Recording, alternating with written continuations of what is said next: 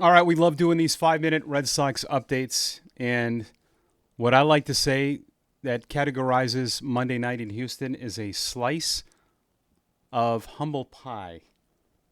What does that mean? Well, for those that don't know, in baseball, assuming is a swear word. And we assume coming off a couple losses. Alex Cora even talked about this, that Garrett Crochet gives us a chance to reset our bullpen. And you expected 6 or 7 innings from him. I think the way he started the game, pretty remarkable. I mean, I thought he was lights out. Had a lot of strikeouts early. But things just don't work like that all the time. That's why we love the game. That's why we get frustrated with the game. But that's reality. Got hit hard. Houston had good at-bats against them. It's not automatic. There's nothing automatic. There's nothing given in this game. You know, I thought through the first 2 innings, I mean, you talk about a script written. Alex Bregman with a 2-run home run into the Crawford box. You have Crochet looking dominant, and then 5 runs. The game will humble you so much, so quickly. And it did on Monday night. I like how the Red Sox fought back, though.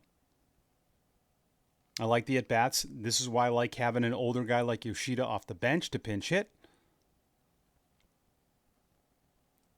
Had a good at-bat. Roman Anthony lifting the ball. You know, people have asked me about his power.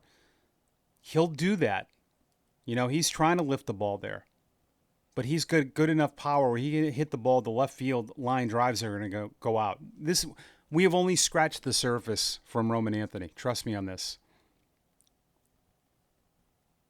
And he's going to be a good one for a long time. But it's tough. The Red Sox have won 24 of 36. This reminds me of that trip to Philly. And people quickly jumped off the bandwagon. Please don't do that. I've told, and I've said it on my podcast, Red Sox Now, by the way, please subscribe to that. A 2-4, 3-3 trip against these two teams, you'll take it. I know that's not what everyone wants. I get that. But they're playoff teams.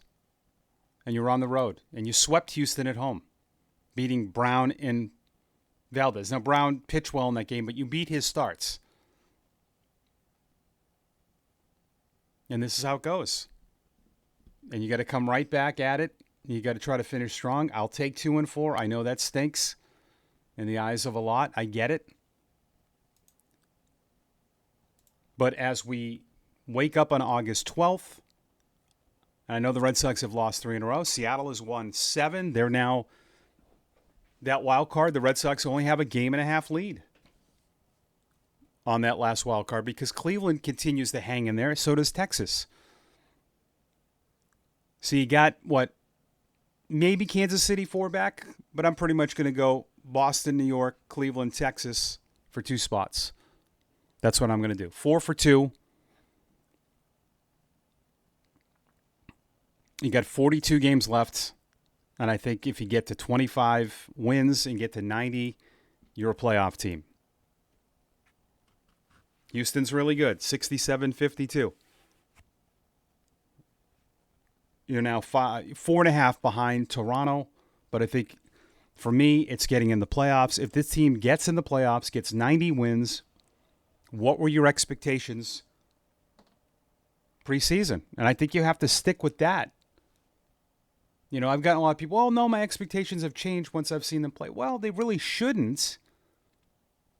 If you saw the team that was constructed at the beginning and didn't think they could get to 90, stick with that. It's okay to say, wow, they overachieved. They got in the playoffs, lost the first round. That's a lot to build on. I don't think a lot of people expected that considering the last couple of years. But let's just stay like this. They're going to come home soon. The schedule's going to get a little better. And they're going to have a chance to decide their own destiny in all of this. But a tough one on Monday. And the big old slice of humble pie. I will tell you this. After an outing like that from Crochet, I feel bad for his opponent in the next start because I think he'll come back and be great. Subscribe to my channel, comment and like, and I love sharing these with you every day. It's 5 minutes, this update. ends right now.